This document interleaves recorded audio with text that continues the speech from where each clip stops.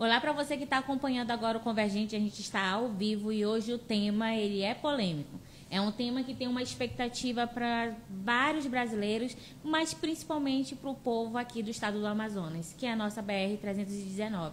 Mas para falar sobre isso, a gente tem a presença de duas pessoas ilustres que têm expertise, que estão no movimento, né, para que essa causa realmente ela venha se concretizar. E a gente vai falar um pouco dessas dificuldades, que é... A gente tem aqui a presença do professor Carlos Barros, ele que é advogado, né? É secretário da comissão da OAB aqui do Amazonas e também atua na defesa da BR-319. A gente também tem aqui o professor Flávio Cândido, ele que faz parte, que é presidente interino da comissão da OAB do Amazonas em defesa da BR-319. Mas para a gente começar a falar agora um pouco sobre a BR-319, eu vou passar a fala para o professor Barros, né? Que vai estar aqui falando com a gente e fazendo as apresentações do que ele acha que é necessário. Bom, muito boa tarde a todos, obrigado pelo convite. Nós estamos aqui em nome da Comissão em Defesa da BR-319, mandar um abraço para o nosso presidente Marco Aurélio de Lima Choy, né, que agradece desde já a gentileza do Portal Convergente de trazer à baila esse debate, as informações, né, são tão importantes, esclarecimentos para o povo que diretamente vai estar afetado pelas obras, que é o povo aqui do estado do Amazonas. Agora a gente vai falar com o professor Cândido. Boa tarde. Primeiramente, agradecer a Deus a oportunidade de estarmos aqui e estender o abraço que o colega Dr. Carlos mandou para o nosso presidente, Dr. Carlos Choy, e estender a nossa amiga, irmã, a vice-presidente, doutora Grace Benayon. Nós estamos à disposição, já explicamos que a Comissão em Defesa da BR foi instituída no meio dessa luta. Nós temos outros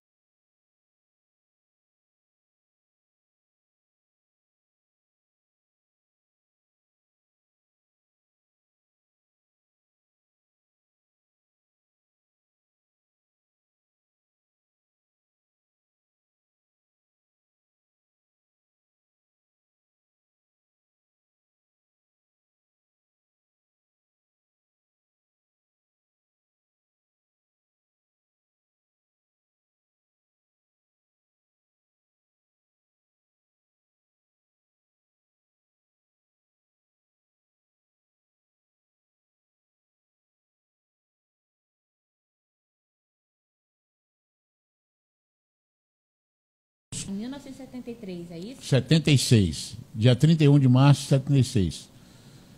A obra dela começou em 1968 e ela foi concluída em 1976, na época do milagre econômico e do governo militar. Ela foi feita...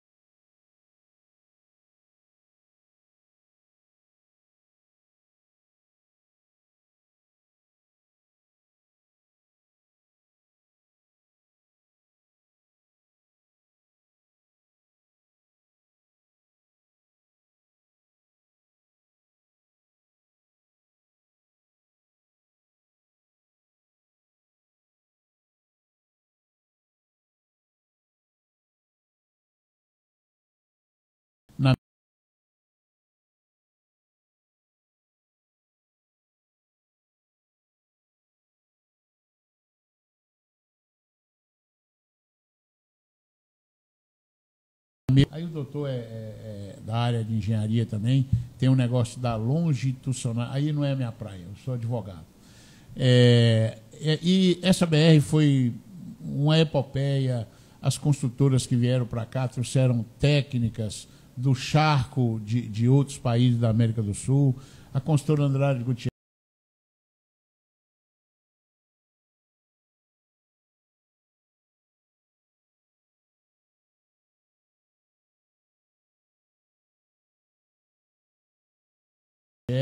desenvolveu o secador de asfalto.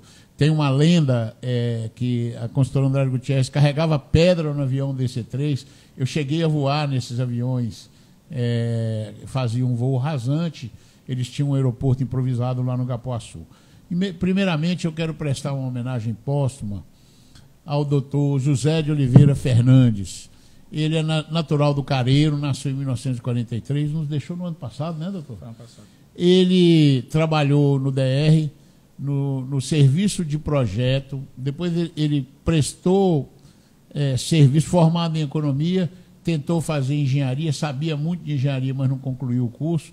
É um abnegado pela BR, ele foi deputado federal 2 vezes, chegou a ser diretor do Instituto Estadual de Obras, inclusive na BR-319, trabalhou num projeto de subsistência da BR e de outras rodovias na década de 70, e ele virou o presidente honorário da nossa comissão.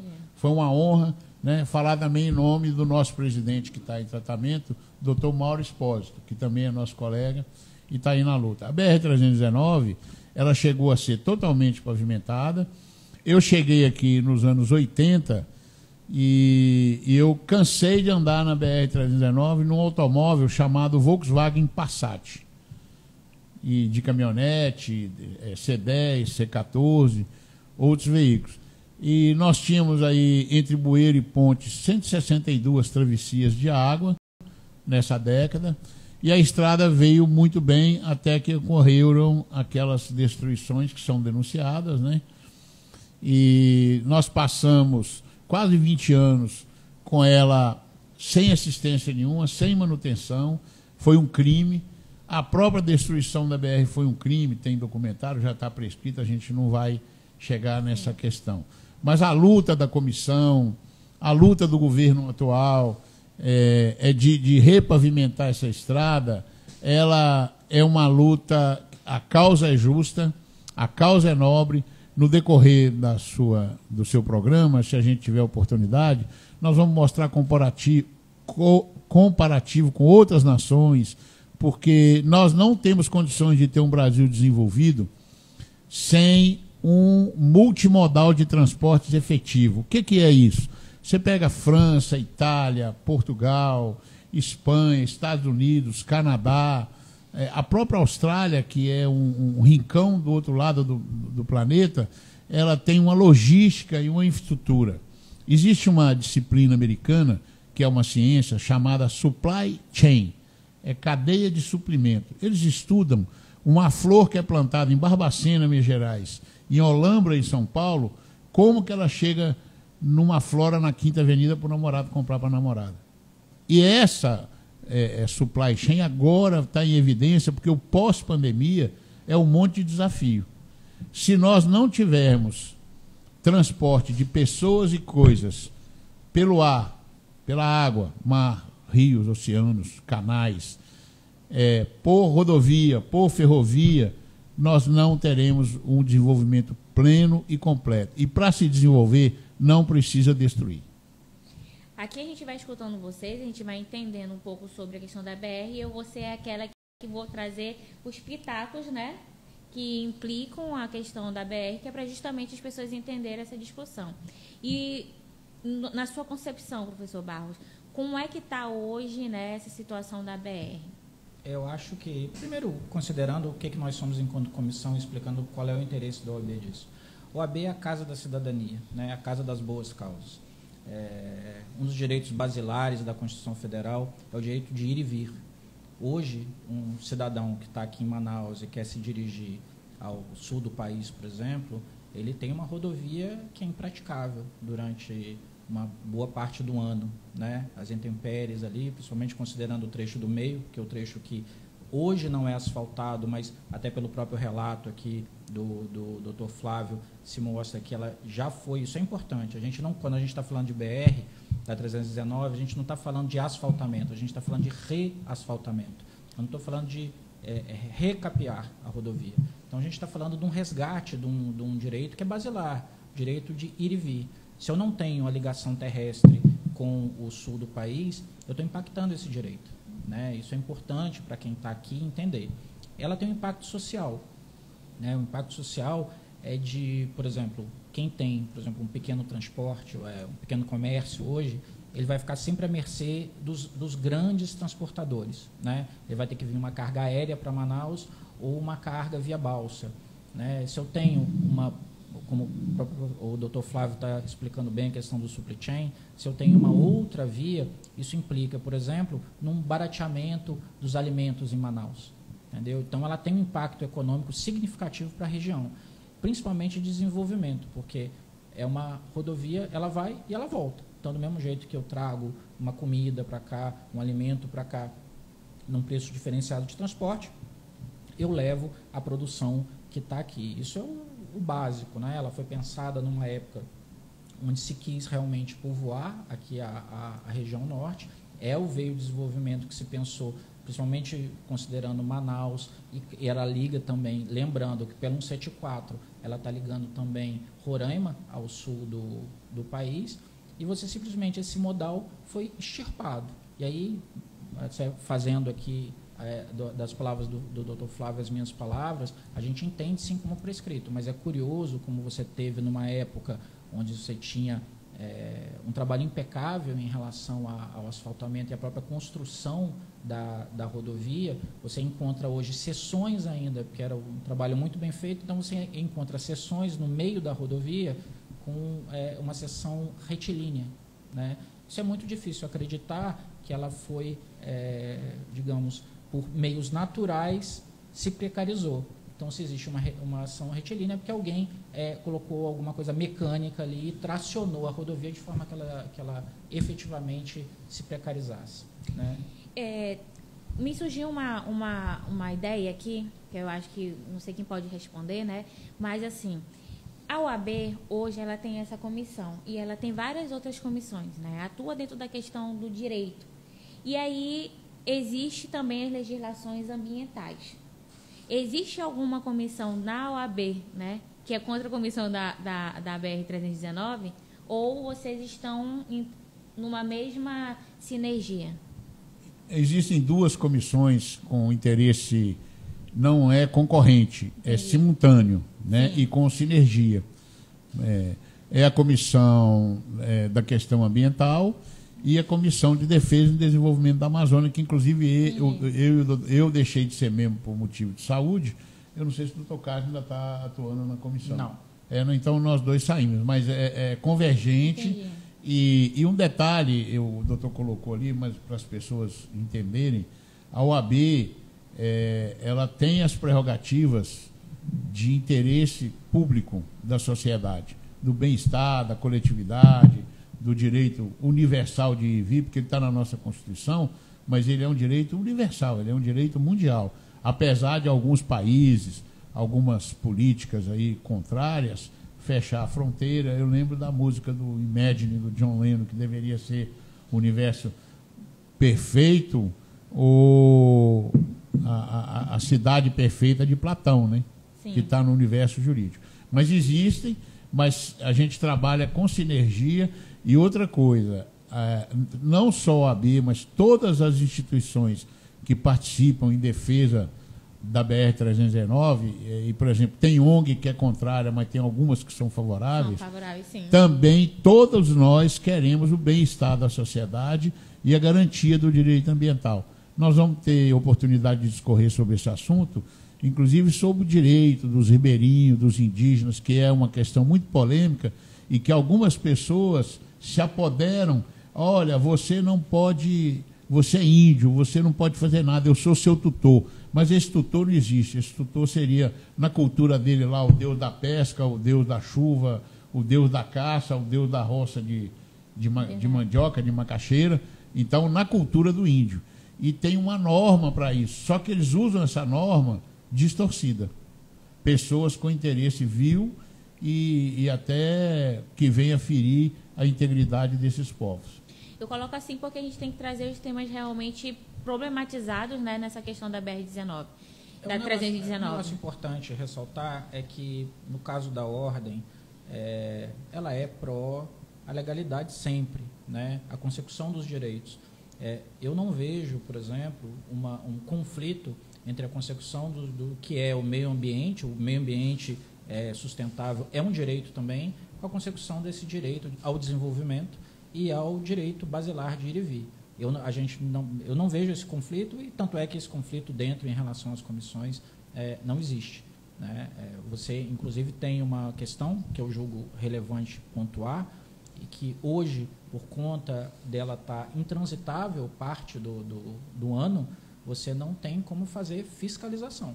Então, a gente tem relatos já de veículos, de oficiais que não conseguiram chegar onde estava acontecendo o ilícito ambiental por conta das condições de trafegabilidade da BR.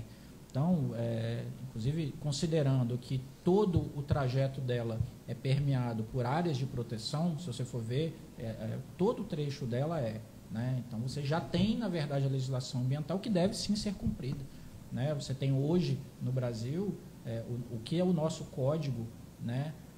Ele é avançadíssimo em relação a qualquer nação do globo.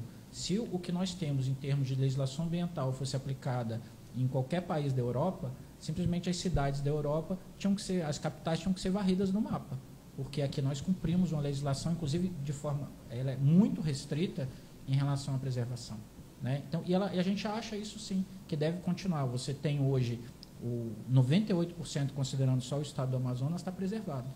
E isso é uma riqueza. Quer dizer, qualquer coisa que eu faça que vá dilapidar essa riqueza não é sequer inteligente, né? Então, eu não consigo ver, né, esse antagonismo entre a questão ambiental e a questão específica da BR, principalmente considerando que você vai ter ali a possibilidade de exercer a presença do Estado por conta da fiscalização em cima dos ilícitos ambientais. Doutor, quer complementar alguma coisa? É muito oportuno. O que nós temos é o seguinte: o doutor colocou isso sobre a cobertura vegetal da Amazônia, mas meu pai viveu quase 100 anos e toda vez que eu tiver oportunidade eu vou agradecer a Deus o pai que ele me deu, porque ele me ensinou a chorar quando eu ouço o hino nacional. Mas chorar quando eu ouço o hino nacional é muito pouco para um país com as dimensões e a grandiosidade do Brasil. Vamos lá. Vamos falar em questão de preservação ambiental. Nós somos o único país do mundo que a matriz energética é entre 75% e 85% renovável. O único. Não existe outro. Nós temos a maior floresta tropical em pé do planeta. Nós temos o maior pântano com a maior biodiversidade do planeta. Tudo está aqui. Nós somos um dos maiores produtores de alimento do mundo e vamos ser o maior, sem derrubar uma árvore, porque nós ainda temos mais de 35% de terras agricultáveis que não estão sendo plantadas por política de boicote internacional, interesse internacional, vários deles. Mas eu quero lembrar de algumas coisas com relação à comparação. Vamos pegar os Estados Unidos. Os Estados Unidos têm 900 e tantos milhões de quilômetros quadrados e o Brasil tem 836 milhões. Eles têm 15% de terra mais do que o Brasil. Nós temos 140 mil quilômetros de rodovia asfaltada. Eles têm 15 vezes mais. Nós temos 129 milhões de metros de quilômetro quadrado de reserva florestal. Eles têm 130 milhões. Então, nós temos 30% a menos de terra do que ele e 1% mais de reserva em metro e quilômetro quadrado. Sem comparar a qualidade das nossas reservas e a deles. Mas nós não vamos ficar jogando pedra só nos Estados Unidos, não. Estados Unidos é o país que mais polui, que mais tem carro, que mais tem rodovia. Se você pegar uma relação de países que tem rodovia pavimentada, os Estados Unidos é o país que mais tem, a China e a Índia. E se você fizer uma relação de quilômetro de rodovia pavimentada por habitante, o Brasil só ganha da China. Se você pegar 58 países, o Brasil só ganha da China. Então, eu vou dar um exemplo como Portugal. Portugal triplicou a capacidade de rodovias. Ela aumentou as rodovias 30% em novas estradas, mas a capacidade de pista foi triplicada em 30 anos. Portugal tem multimodal que funciona como relógio. A França, a Espanha, República Tcheca. E nós precisamos disso para desenvolver.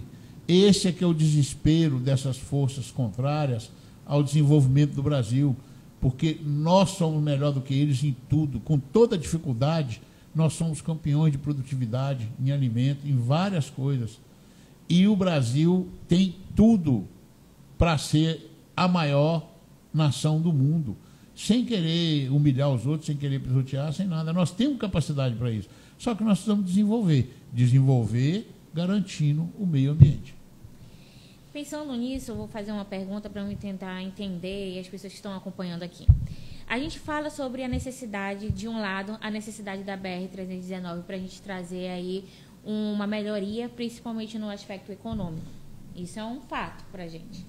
De outro lado, nós estamos numa capital que está no coração da Amazônia praticamente, né? A gente tem uma concentração aqui no estado do Amazonas, como vocês bem colocaram, que é a questão das nossas florestas, que é a questão dos povos ribeirinhos, dos povos indígenas. E aí, como hoje, né, a comissão está traçando um diálogo e está participando dessas tomadas de decisão referente às negociações, as conversas que são realizadas, principalmente com os povos indígenas. Posso responder, doutor? Por favor. O doutor sabe que nós estudamos isso aí muito. Vamos lá. Existe uma convenção, que é a Convenção 169 da OIT. Ela é de 1989, mas ela começou a ser desenvolvida a partir da Declaração Universal dos Direitos Humanos, de 1957. Ela é anterior à declaração, mas o estudo dos povos indígenas. Essa Convenção 69 da OIT, ela fala que você não pode fazer nenhuma obra de impacto em lugar nenhum do mundo. Isso é muito importante, a sua pergunta, quero até agradecer, que é uma oportunidade da gente informar.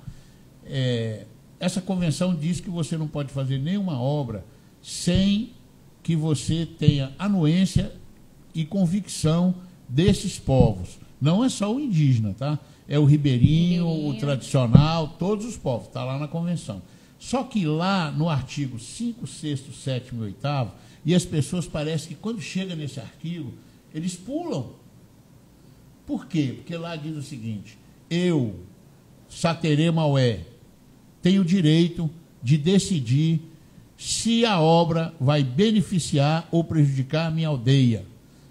E eu é que tenho que ser ouvido. Não adianta vir ONG lá dos Estados Unidos, da Irlanda, a Greta, porque o país da Greta tem indústria de alumínio, inclusive no Pará, cheio de processo de poluição, de fraude, de crime ambiental, e ela fica posando de boazinha. Anda num carro de 8 cilindros, como é que chama lá a mulher da Alemanha que saiu agora? Em 2030, a Alemanha não tem carro com motor e explosão. 85% da energia da Alemanha é carvão e o trauma da usina nuclear.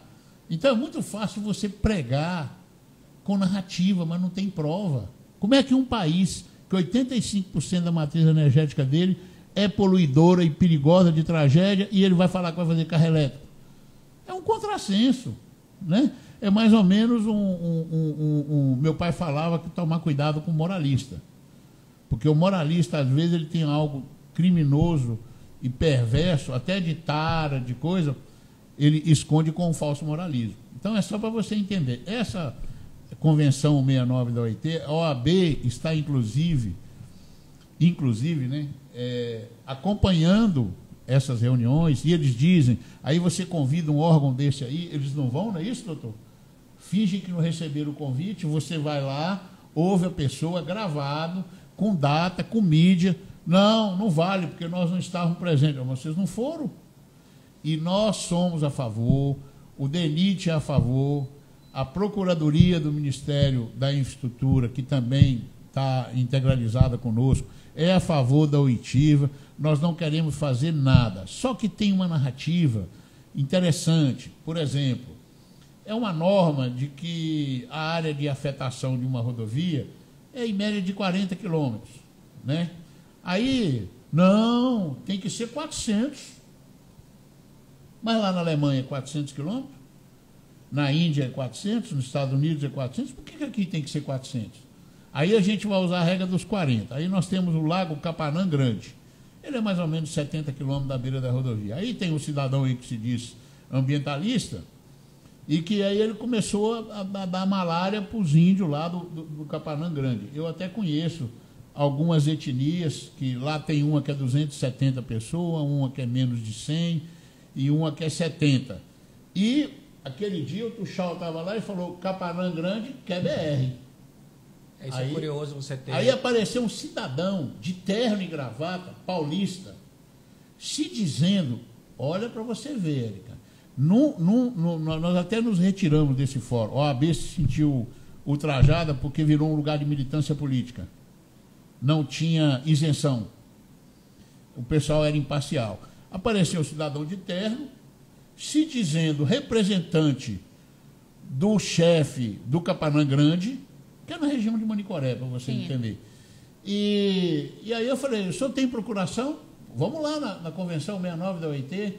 Não, mas ele falou comigo que eu podia, um membro do Ministério Público, que deveria exigir a legitimidade e a legalidade do cidadão, deu voz e ouvido ao cara.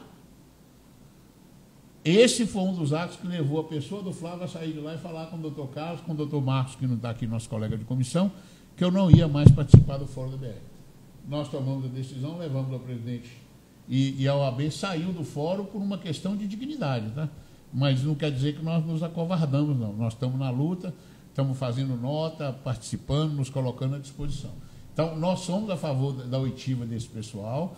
Eu não sei se você sabe, o Ministério Público entrou com um mandato de liminar no dia da audiência pública agora, 27 de setembro, é isso, doutor? Isso aí. Suspendendo, alegando que era em função da Covid, mas a Covid praticamente já tinha acabado. Boate, barzinho, aeroporto, o que mais? Restaurante, churrascaria, tudo funcionando e não podia ter audiência com todos os critérios, usando máscara, cadeira longe uma da outra, álcool gel, medindo a temperatura. E a possibilidade de participar de forma O Ministério da Infraestrutura conseguiu, as audiências foram feitas, né? Nós temos a documentação e agora nós estamos tomando cuidado, além de documentar com lista de presente assinado, todo com base midiática, gravação, para ter prova de que nós estamos fazendo. E nós temos um parceiro, que é o André Marcílio, mandar um parabéns para ele aí, um abraço dos colegas da OAB. Ele tem uma frase fantástica: não arredaremos o pé 1 milímetro. E aí, a gente já está quase finalizando. Tem algumas questões que eu gostaria de deixar aqui. Tá. Quais são as contrapartidas que mais é possível dentro desse diálogo que já vem sendo construído historicamente, né?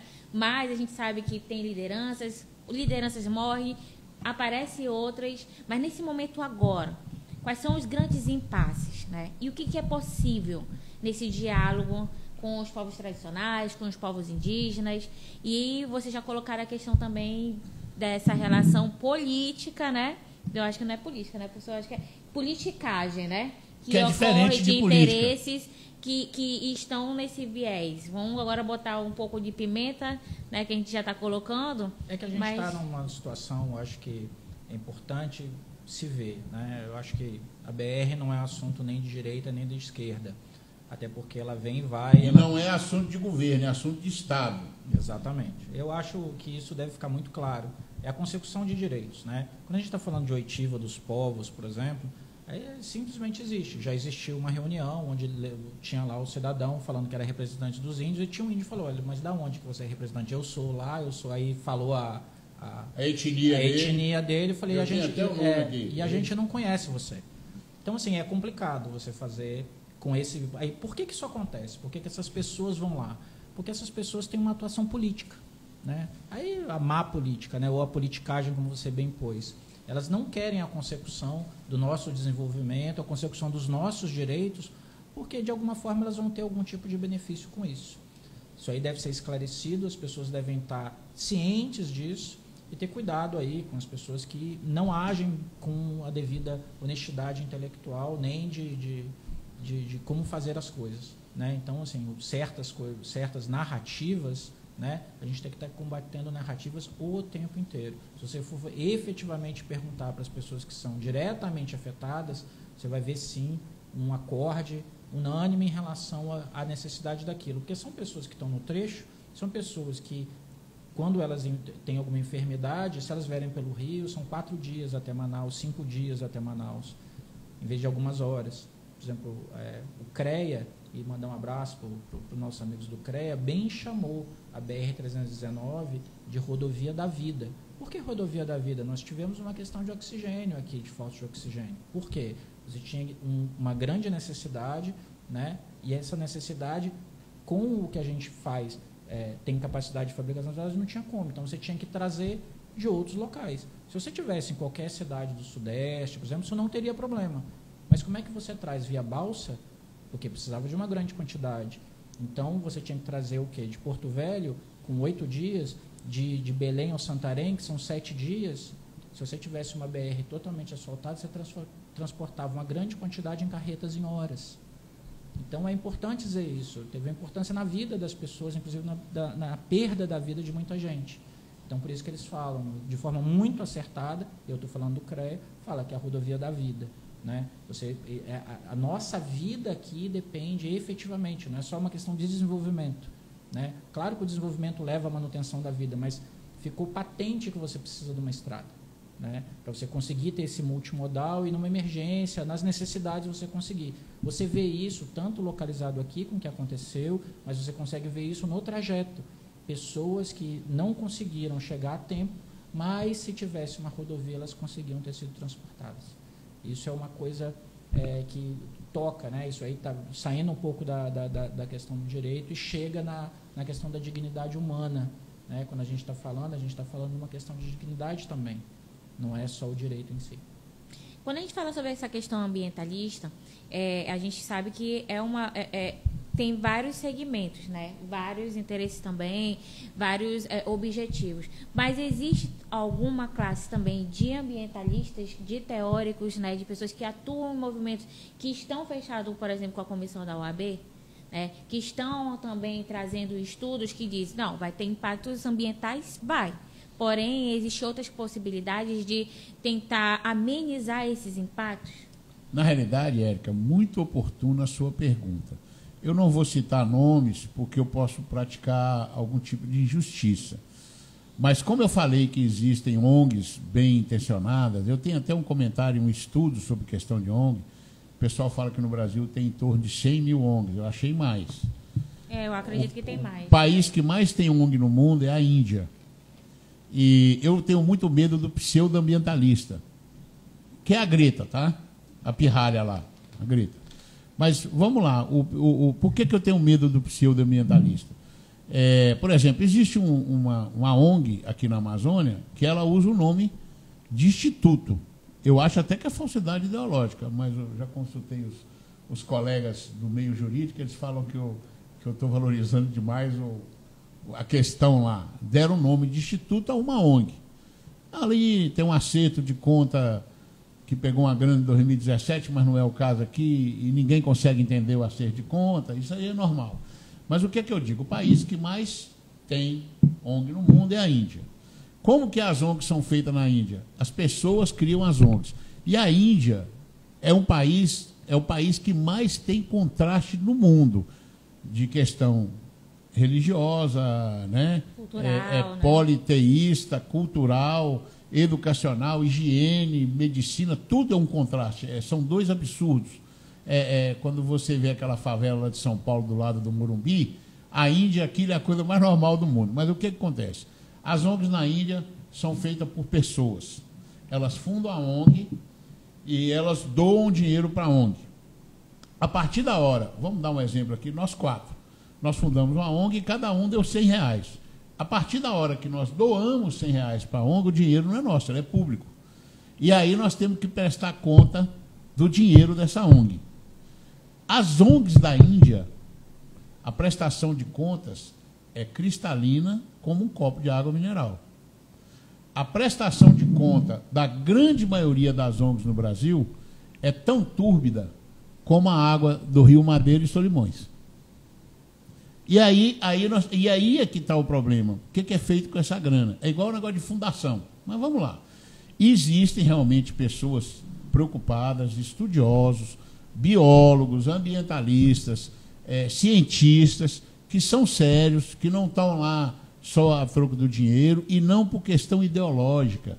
Eu acho ideologia um negócio muito bonito. Mas quando você, por exemplo, vou dar outro exemplo. Vamos pegar o inglês como origem. A palavra science, ciências, é no plural. No Brasil, agora com o negócio de Covid, por exemplo, o médico não sabe nada sobre remédio. Quem sabe é político, ministro do STF, repórter de televisão. Então, a palavra ciências, ela tem que ser no plural. E as ciências, ela não é exata, ela mesmo a matemática. Olha, eu quero até mandar um abraço para o professor Edmilson, que está aposentado, é o rei da estatística na UFAM, um cara que eu tenho a maior admiração por ele, está no interior de São Paulo, ele é um gênio, e ele falava comigo, Flavito, a ciência da matemática, ela parece que é exata, mas tem que ter uma margem de erro. Então, mesmo com estudo, com metodologia, que você bota lá no rodapé da... Você já viu pesquisa que não tem nem metodologia?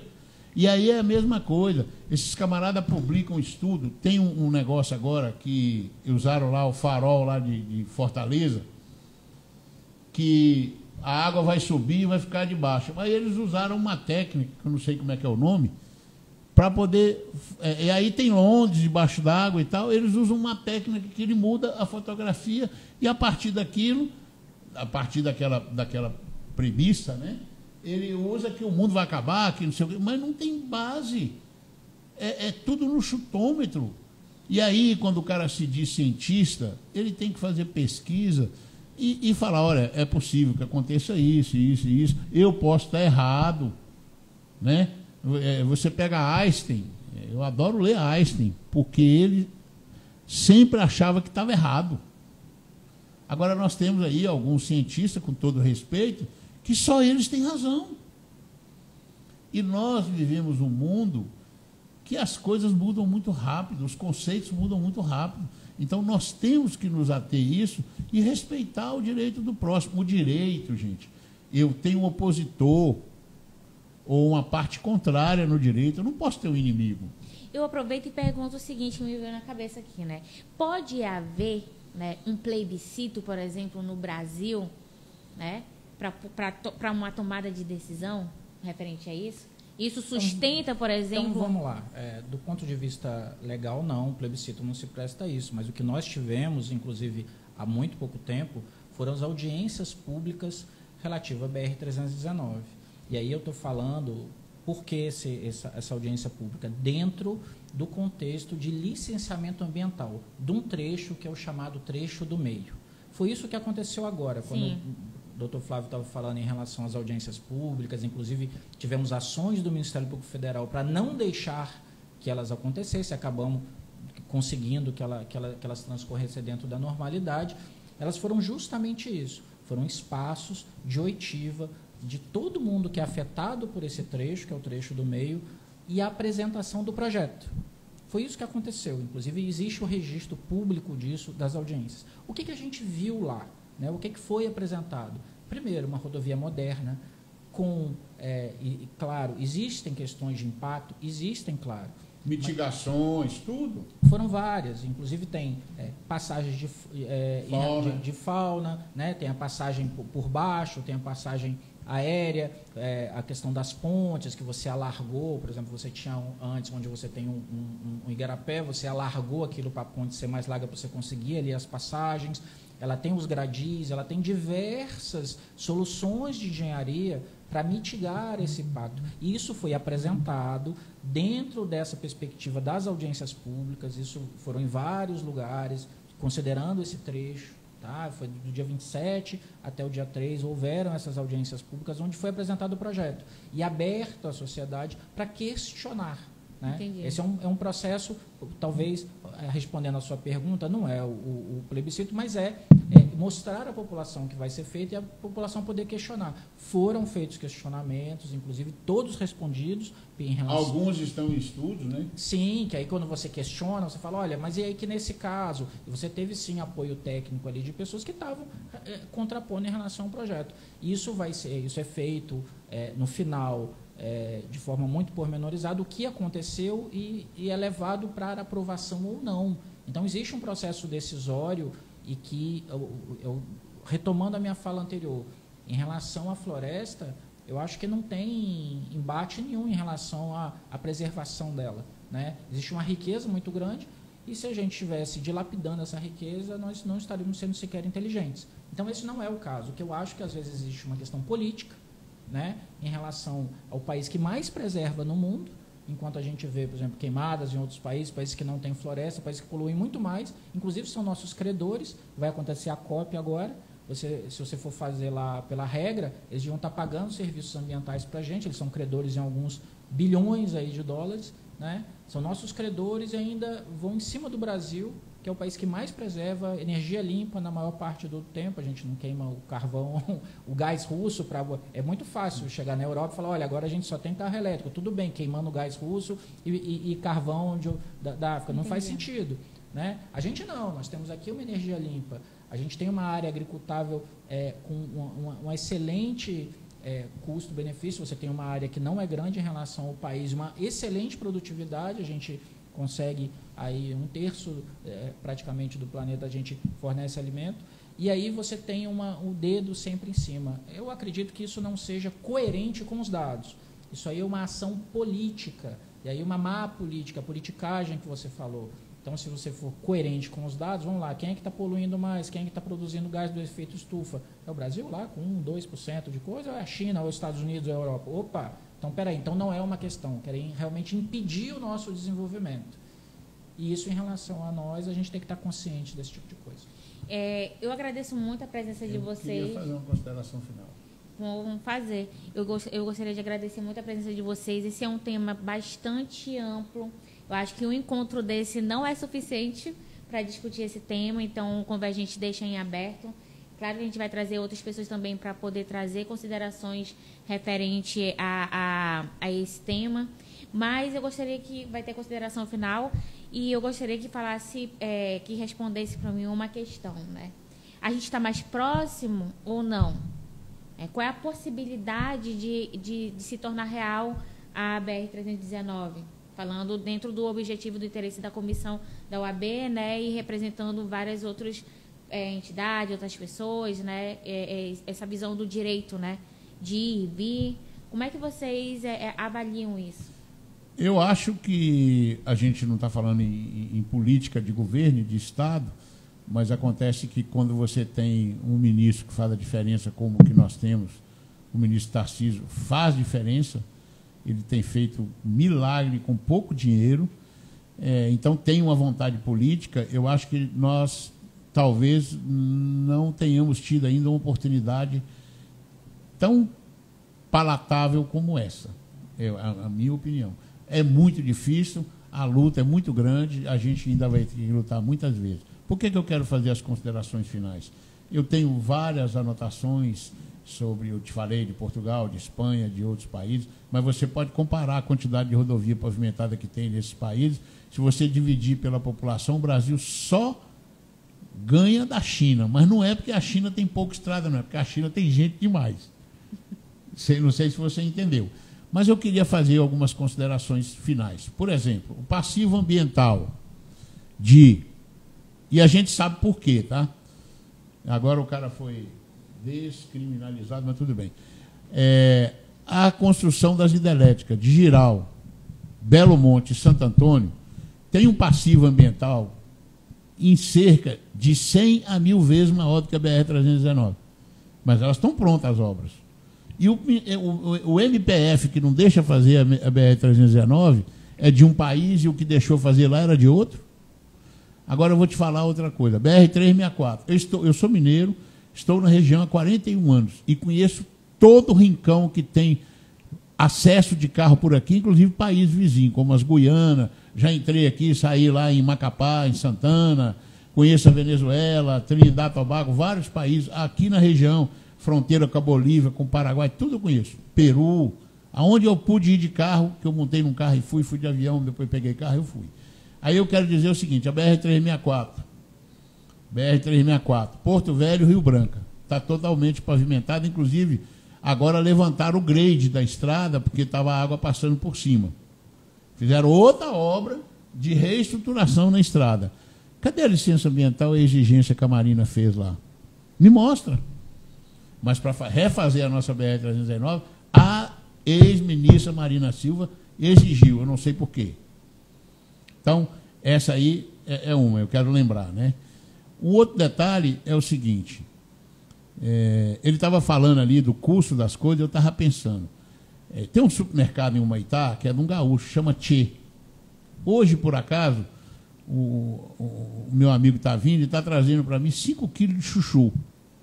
Conhece chuchu? Sim, eu mando um beijo para o Humaitá, já estive lá. R$15 os 5 quilos, R$3 cada um.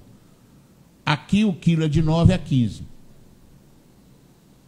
Aí ele está falando do oxigênio. Uma empresa pequenininha, que é de um conhecido, quebrou uma extrusora que é fabricada na Alemanha, mas é montada em Santa Catarina. Ela pesa 12 toneladas. No dia que eu estava internado de Covid no Hospital Adventista, ele contratou um caminhão-truque, botou a extrusora com a máquina dele em cima, que é a máquina lá com o equipamento todo pega 12 mil quilos, que é o conjunto, não é só a extrusora. O cara preparou uma máquina nova, mas ele tinha que tirar os acessórios da dele para colocar na nova, então tinha que levar lá. Eu sei que a operação toda foi 19 dias. Se não tivesse a BR-319, só a balsa era 15. Só a balsa era 15. É o que ele está falando. Um caminhão de verduras sair de Porto Velho com a estrada igual. Por exemplo, os ônibus estão gastando de 14 a 19 horas de Humaitá e Manaus, agora que a estrada está razoável, o dia que não chove, que não tem carreta atravessada. Você imagina, a balsa é 7 dias. Outra coisa que as pessoas não sabem, o combustível é muito caro. E o motor da balsa é um beberrão. Ele gasta mais óleo do que aquele stand de caminhão rodando lá, porque é muito peso para empurrar. O madeira seca 4 meses por ano. E aí você tem que diminuir a quantidade de carga na balsa, aumentar a quantidade de hora de dia viajado, aumentar a quantidade de balsa, engarrafamento de balsa, o frete triplica de valor e as coisas aqui em Manaus na prateleira, para o pobre, que é o que mais precisa, que é o que paga a conta, aumenta de preço. Agradecer a oportunidade, agradecer a Deus, um abraço para todo mundo, estamos à disposição. E a gente vai, né, agradecendo também o professor Barros que está aqui com a gente, agradecendo a comissão da UAB, né? E o senhor quer deixar alguma consideração para a gente finalizar? Eu quero só responder a sua pergunta. Eu acho que sim. Primeiro que nós temos um quadro técnico no Ministério da Infraestrutura, que é o ministro Tarcísio, né? Isso facilita um debate objetivo em relação ao que nós queremos, né? Você tirar esse elemento político e colocar alguém que entende a questão de forma técnica e estrita. Mas mais que isso, a oportunidade que é essa que você está nos dando de esclarecer a população. A população está entendendo o que está acontecendo. E essa participação, eu brinco o seguinte, se o Brasil, há 4 anos atrás, era o país do futebol, acho que hoje é o país da política. Muita gente fala que, não, olha, você está, na verdade, colocando as pessoas, tem muito antagonismo, né, muito serviço. Não, as pessoas estão aprendendo. Isso é uma apreensão, né, em relação às capacidades. Então, elas estão se informando muito do que está acontecendo. Se você for hoje, a pessoa mais simples, ela consegue argumentar politicamente, ela sabe o que está acontecendo. Então, você tem os pequenos como você, que não são a grande mídia, estão aspergindo a informação. Então, as pessoas conseguem ter os diversos pontos de vista.